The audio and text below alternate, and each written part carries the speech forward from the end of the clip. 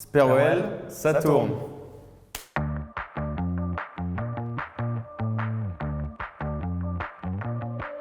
On est deux frères, on fonctionne en tandem et on se lance dans le métier de galeriste. Voilà. Alors moi je suis Alexandre, j'ai 25 ans. Je me suis formé à l'école du Louvre et à l'ESSEC. Alors moi je m'appelle Pierre, j'ai étudié en Angleterre et à Rotterdam en économie et en entrepreneuriat.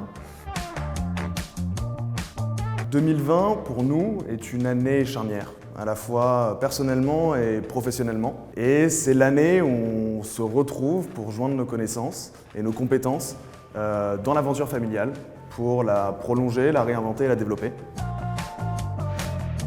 Ça a commencé avec notre grand-mère qui était la muse de Mayol. Elle a ouvert une galerie au 36 rue Jacob, dans le 6e arrondissement de Paris.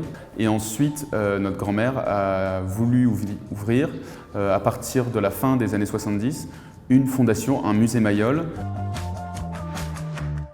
Elle est devenue, quand j'avais 14 ans, quand ma grand-mère est décédée. Du coup, j'ai toujours voulu faire ça.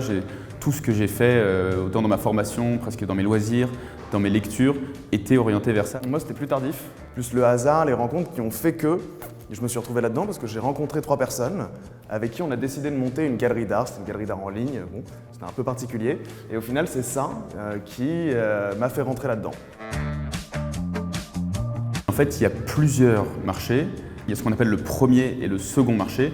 Le premier marché, c'est les œuvres d'art qui sont vendues pour la première fois, c'est-à-dire les œuvres qui sortent de l'atelier d'un artiste. Et ensuite, ce qu'on appelle le second marché, donc c'est des œuvres qui ont déjà été vendues une fois et qui sont vendues une seconde fois. Le premier marché, c'est un marché plus spéculatif, donc c'est aussi plus médiatique, c'est ce qu'on appelle le marché de l'art contemporain, alors que le second marché, ça va être des galeries d'art moderne, ou même d'art ancien, des antiquaires ou ce genre de choses.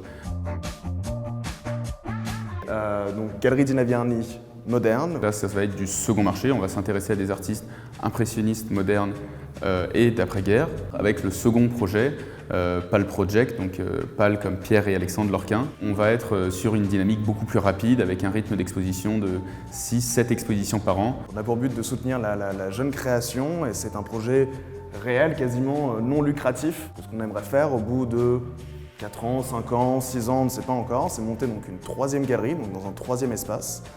Et du coup faire de l'art émergent, ici, chez PAL Project, de l'art contemporain sur des artistes établis, mais des artistes qui ont déjà une cote assez importante.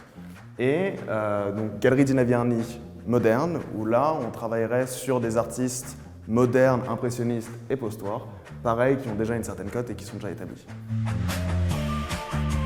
On a besoin de vivre dans son temps.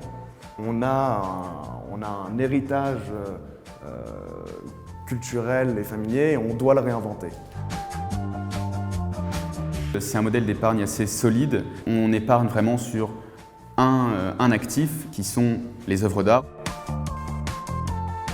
D'aller plutôt sur des artistes qui ont déjà une cote, quitte à mettre un peu plus d'argent parce que c'est une sécurité.